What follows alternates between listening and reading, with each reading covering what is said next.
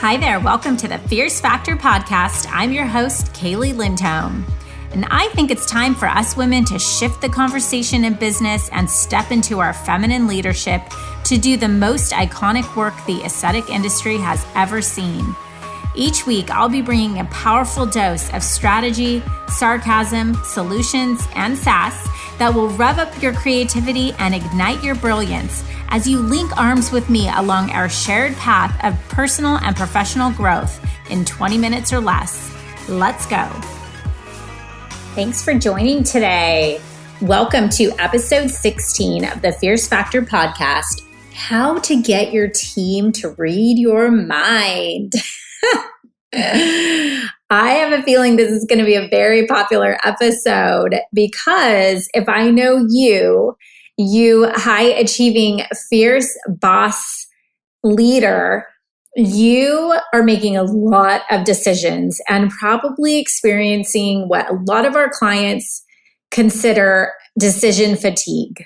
After working a long day with patients, after making decisions about the high level growth and direction of the business, and after being in the trenches, dealing with a lot of tactical decision making throughout the course of the day and week, you might feel sometimes like, gosh, wouldn't it just be nice if I didn't have to make every decision? What if my team could read my mind? And so I thought this would be a timely episode because this has been a conversation I've been having quite a bit as of late with our clients. And I want to play for you a training I did inside of our Leadership Academy around developing a vision for your business. And the training's called Vision, Clarity, and Casting. And I go into detail around why having a vision is important, how to develop a vision for your business, how to create and deploy core values in your business, and how to vision cast and really wrap your team around this whole goal, this big, huge goal that you have set in place for your vision so that they are very clear on a day-to-day basis the direction that the business is going and what is expected of them to take steps and make decisions, tactical decisions that are going to be in the best interest of the company. So I hope you enjoy this episode. Again, this is a training that I did in the academy, so I may be, saying some things during the training that won't necessarily be relevant for you when this podcast airs, but it's got a lot of really great, juicy content in there. And if you are a business owner or thinking about becoming one, you do not want to miss this podcast episode. If you haven't had a chance to catch up on the last couple weeks of trainings, I highly recommend you do so just to get your mindset right. We talk a lot about mindset over mechanics as we're getting into more of the mechanical aspects of bringing on the right people. I want to make sure that you have the right approach in your mind around how to find the right people for your business. Some of the things we talked about were getting help versus cultivating ownership, right? So finding people that are coming to your business to help you perpetuate profits versus just checking boxes, just doing tactical work for you. We talked about the difference between an employee and an entrepreneur, an employee who comes in and clocks out, and an entrepreneur who really wants to be a part of putting their fingerprint on the business, and they take the role in their company seriously as if it was their own small business within your business. Tactical hiring versus strategic talent acquisition. This is huge.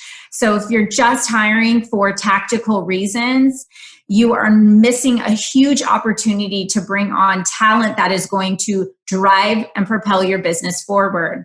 And you do that through the mindset shift of management versus mentorship, right? When you're looking to mentor and develop somebody into that human being that you want to have in your business, you will have less animosity about having to manage them. The management piece will come easier for you. And we'll talk later in a couple of sessions going into this month and next month. We're going to talk about the relationship of managing an employee and the responsibility that you have tracking and measuring their performance, etc. And then finally, looking at team as an investment in human capital versus a cost. So last week we talked a lot about wealth and capital wealth. And if you were to look at an employee as being an asset for your company, how would you hire differently? And we talked about how your human capital is ultimately your responsibility. It's very easy for us to point to an employee and talk about the things they have going on in their life and why they're not performing and why your business isn't moving in the direction it should go, or why you're stuck in one area because you have that employee. But I want you to realize that this is your business. It comes down to your leadership and your management of those people and finding those people that are going to be the right fit for the business to begin with. So stop hiring the random people and just putting up with subpar performance. That employee is just average. Remember, you're only as strong as your weakest link. You could have that employee has one interaction with a patient that isn't aligned with the way that you want that interaction to go. That ultimately is a reputation imprint that you're leaving behind. So stop thinking about hiring people just to grow them. So some of you have come to me and said, I've hired people because I really wanted to mentor them and I felt like I wanted to train them up, right? You can hire experts. You can hire people that have expertise in specific areas and you can train them up in other areas. And you mentor them into becoming the business person that needs to work for you and fit into your business, right? And when you have this mindset, you will find that you end up attracting people that have a higher aptitude for growth, that are looking for upward mobility in your business, that want to become entrepreneurs on their own, and you will attract, retain, and ultimately develop the right people. So we talked about the 3-prong approach of team building versus management versus leadership. So hiring the right people to come in and build wealth for your business, creating a shared vision and influence toward a common goal, and then managing, tracking systems, results, and measurement toward that goal. All 3 of these are important, and leadership and management are 2 separate things. They're very much related, but they are 2 sides to the same coin. They're both important, and they're both skill sets that have to be developed. So someone asked me this question recently, Kaeli, how do I get my team to read my mind? And the answer is one thing that you guys have heard me say again and again and again. And you're probably like, all right, get on with it already, Kaeli. What is this vision word that we keep talking about? The way to get your team to read your mind is to get everybody on board with your company's vision. Okay. So what is a vision? This is like the rudder of the business. It will steer the direction, the decisions, the focus of the company. The vision is going to really incorporate these 3 elements. 1, the big goal of your business, right? 2, what is the point of your business? Why are you in business? So some of us have to go back and really think about that question, because we may have started our business with one goal in mind and then it's turned into another one, right? Or it's turned into something different than we had intended for it to be, right? Why are you in business? And I do find, because most of you are, while we do have a couple medical spas and have, just business people who are running businesses, for the most part, you are healthcare providers who are running your business and you care about people and you want to make the lives of your patients better. And the last thing that you really thought about or really even want to have to deal with is wearing all the hats of running a business. But the reality is you can care for your patients and be the best doctor all day long. But if you don't have a business that is profitable and making money, then you're going to lose your business and you won't be able to do what you love and you won't be able to conquer that mission that you have of caring for your patients. And so this vision is really focused around the business itself. And I urge you to think of your business not as an extension of you. Even if your name is on your business and you're the brand, the personal brand behind the business, your business is its own separate entity, right? So I realized that when I first started my business account, and I was like, oh, that business has to run on its own. And so everything that you're doing in the business, while it's very much related to us as individuals, and that's a lot of why we're here learning about leadership, right? And we're in a leadership academy. We have to put on our business hat and think about what is the goal and the purpose of the business itself, Okay. And that vision, a lot of times people will write this like 17-page long vision, and our vision is this and this and that. And we're going to, one sentence, get very clear in one sentence about what your vision is. So I'll share with you our vision. Our vision, now, this has nothing to do with you, our customer. This has to do with what the business is set out to accomplish, okay? To create a movement of transformation that fosters growth and development for business owners, operators, and leaders in the aesthetic industry by eventually making $10 million in 1 year. That is our financial goal. Okay. Now, I'm going to ask you to tie a financial goal to your vision so that we're not in this business for not-for-profit. We're in this business so that we're actually working toward hitting a number that you believe that is going to be realistic for you. So then when you're talking with your team about your vision, it's not just, some abstract, fluffy thing, which it could be. The decisions that you're making, the things that you are at a crossroads about in your business, you can come back to this and be centered by this, right? So as we're talking about pivoting for profit, over the last couple of months, I'm not asking you to go find a whole nother business, but what can you do within your business that is going to keep you focused on this vision, this ultimate compass at the end, the North Star, okay? So what goes into the vision? It's the goal of the business. What is the business's goal? And I want you to attach it to a 10-year plan, okay? Now, it doesn't have to be as incredible as changing the lives of my patients, right? It could be something simple. I use this example to manufacture the softest, sweetest butter in the market to achieve $100 million, right? So maybe you're just manufacturing a product and you want to have the best product, right? Or maybe it's to create the most cost-effective butter, the cheapest butter, right? And so if that's your mission, think about the difference in the way that you build your business and the way that you hire people. If you want the cheapest butter or you want the softest, sweetest butter, right? So the higher quality, you have to know that there is a difference. Butter is not just butter to this business. And so when they are going to hire people for the business, they're going to think about that. And they're going to think about, is this person aligned with this mission that we have, right? And then having that financial goal really sets the stage for us as employers and also as employees to know, where we are headed. Okay. The next thing I want to talk about once you have developed your vision is to talk about your core values. Now, this happens a lot. And you guys are probably like, I've heard the mission, vision, values, and I think I've told you guys a story about working for Bayer Healthcare. And was like mission, vision, values, and we had to memorize them, which was amazing. That was a great experience. But it felt very connected because, the lower level, management was not reiterating this to us every day and wasn't really re-looping that conversation back with us and the things that we were doing, right?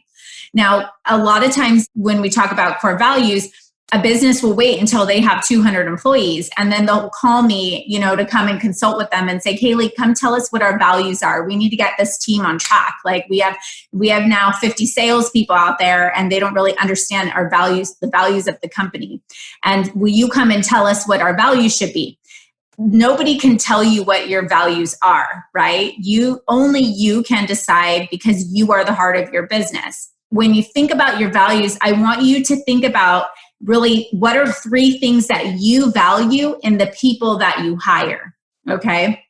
Now, we've talked about culture a lot. You create a culture by hiring people that are aligned with your core values. Someone else cannot figure this out for you. It is really all about you, and it's going to be different for everybody. I've worked with organizations whose values on paper is integrity and compassion, right? And then when I ask the business leaders, what do you value most in an employee? They say ambition.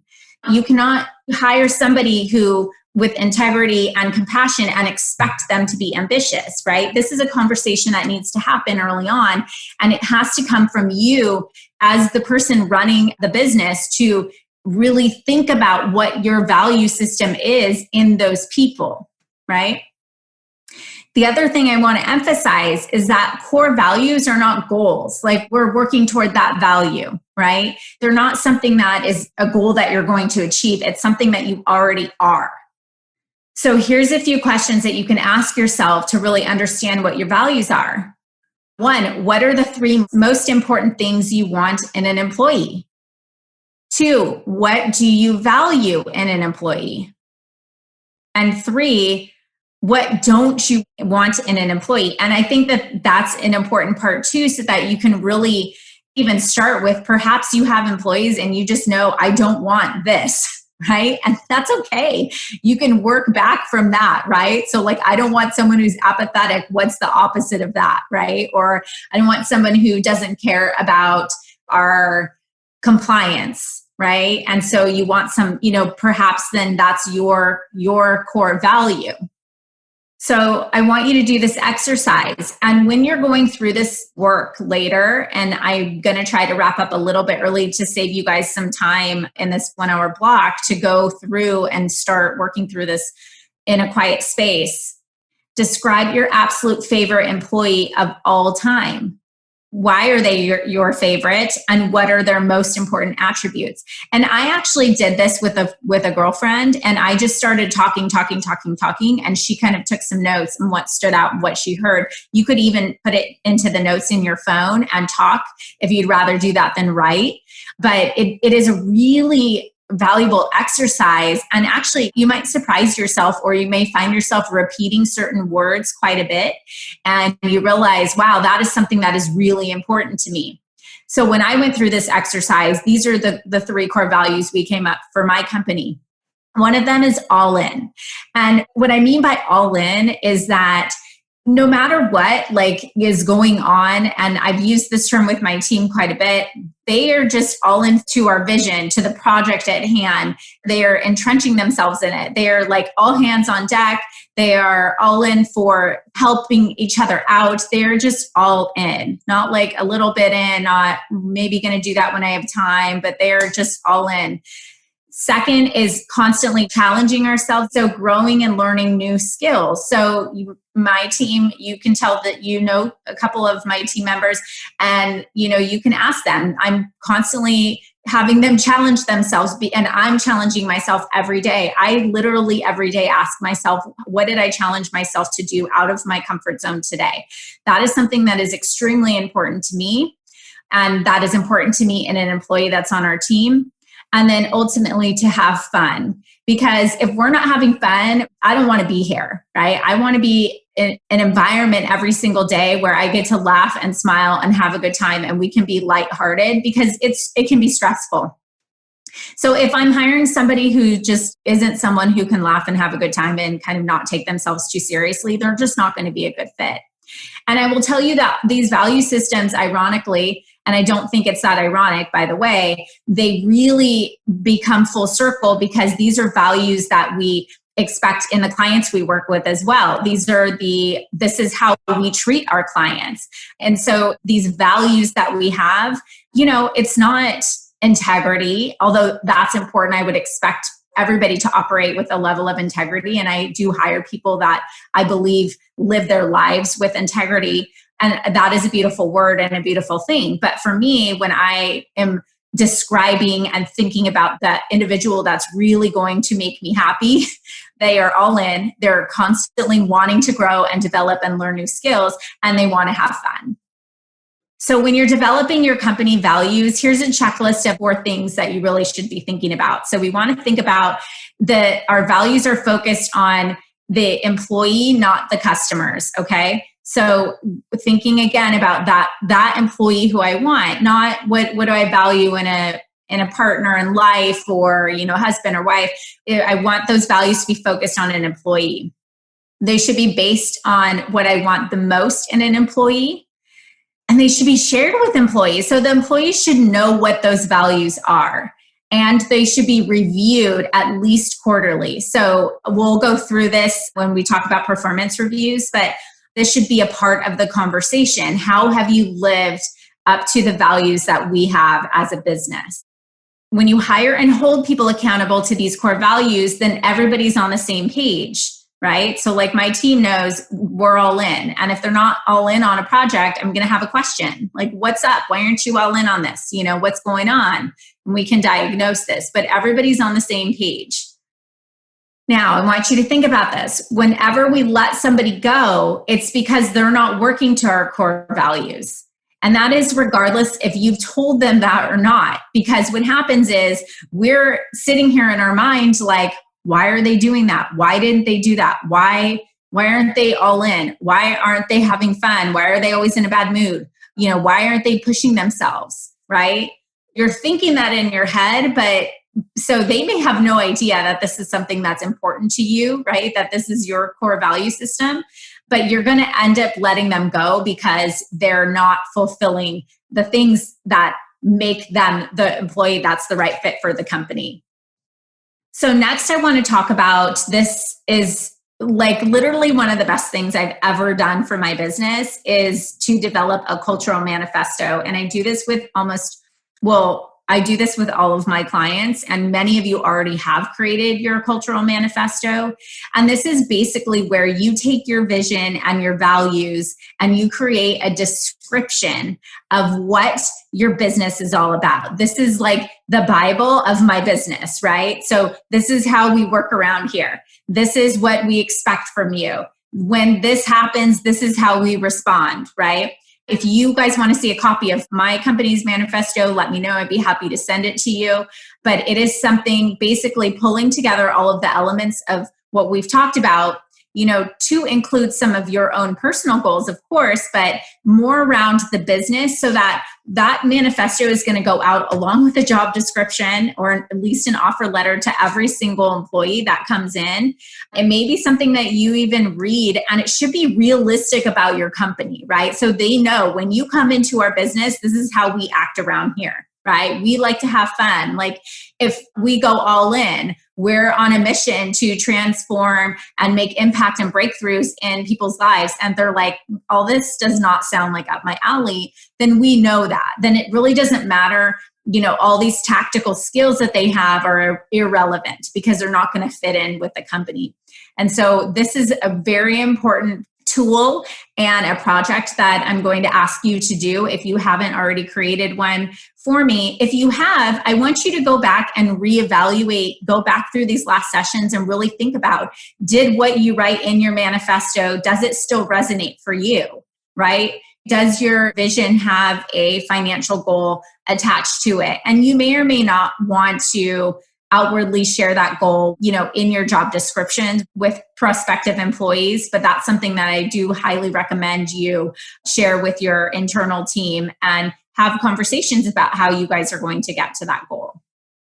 So having this vision and values and this manifesto is just simply not enough. It's going to be critical that you employ and rally your team around this vision, and that you bring people back to this vision every single day. If you're an employee in a leadership role, you are also responsible for this, right? So for example, I go back to the butter scenario, right? The butter company. If the butter company is looking to purchase some sea salt, right? They need salt as an ingredient in their butter. They can simply reflect back on their vision and ask themselves which sea salt is going to be the right choice for them, right? Which sea salt company should they buy from, right? So which sea salt will make our butter the sweetest and creamiest, and how will it contribute to the achievement of our goal? And this is a very basic example, but when we're talking about tactical things in our business and decisions that we're making as simple as what salt to buy, we can come back and realign that with our vision. So we know everything that we're doing is just propelling our momentum and giving us leverage to get to that ultimate goal. So this starts with communicating your vision. Now, 99% of what we talk about on a day-to-day basis, it's tactical and it's general management related. So if we're just talking about tactical things every day, we have to really work to tie the day-to-day direction back to the vision in every single conversation. So as we're having conversations about simple as how we answer the phone or how we communicate with the patient, right? We're just reminding the team we communicate with patients like this because this is our vision for the business, right? What is the overall impact that what you're doing is going to create. You have to communicate that to your team. Again, this goes back to remember the hiring piece and bringing on the right people who are looking to be aligned with you for something that is bigger than them. If you guys are both in alignment on the same goal and you have similar value system, then the rest is easy, right? Then it's what do you know? What don't you know? How do we get you the skills that you need, to be able to accomplish this task? And then what you want to be able to do is enroll others into your vision. This goes back to the leadership piece, right? Remember, when we're a great leader, we're able to get people to do the things we want them to do for their own reasons. So, if you're enrolling others into your vision, you've kind of got them on board with you, right? You got your team, you got your tribe, let's go get it. How do you know if they really get it? How do you know if they really understand? If you're just talking at them and telling them, or in my situation with Bear Healthcare, I could recite it back to you because I had it memorized, but I didn't really understand how it related to what I was doing every day in my specific role, right? So how do you know if they get it? Well, if they can communicate and articulate it back to you, right? And if they can enroll others, then, sorry about the typos, but then they can successfully execute on actions that tie back to the main vision. So I would ask, once I have the conversation with them and I'm talking about our vision on a regular basis, then, asking them about, tell me about your thoughts about our vision. What is our vision? And then listen to how they talk to other people. Again, your managers should be having this talk track on a regular basis with the rest of the team. And then ultimately, to be successful at vision casting, you want to create visionary leaders within your team. So once you have articulated this vision to them, you want them to be leaders of that, your vision, right? So the team will personally be ambassadors.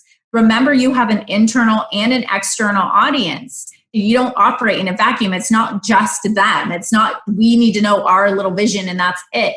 The world needs to know, what are you trying to do? Remember, when we get into talk about marketing, we're going to talk about how to articulate this vision through story to our audience to attract our clients who appreciate what we have to offer, right? So how are they able to talk to others about it? You'll be able to build an army of people who will then perpetuate the vision and can run the business without you there. Imagine that. And then that's when you have created something bigger than you and this legacy is set in motion. So we have some homework for you guys today. So if you go into the membership site, Shannon's put a workbook PDF in there that is going to help you go through the steps to getting clarity in your vision and on your values, and also putting your business cultural manifesto together. So that's going to be your number one. And number two is to schedule a visionary leadership meeting with your team to roll out your new manifesto, vision, and values. And I will see you guys in the next module, Assembling Your Dream Team, Part 4, Hiring 101. Thank you for joining me for this episode of The Fierce Factor. If you enjoyed the show, please make sure you subscribe so you can automatically get new shows every week. I'd also love it if you left us a review. And come join the conversation online. If you're an aesthetic industry owner, operator, or leader, please join my free Facebook group, The Tribe of Fierce Aesthetic Leaders, a community of ambitious, purpose-driven professionals who collaborate and share best practices for growth in business and life. I'm honored you tuned in.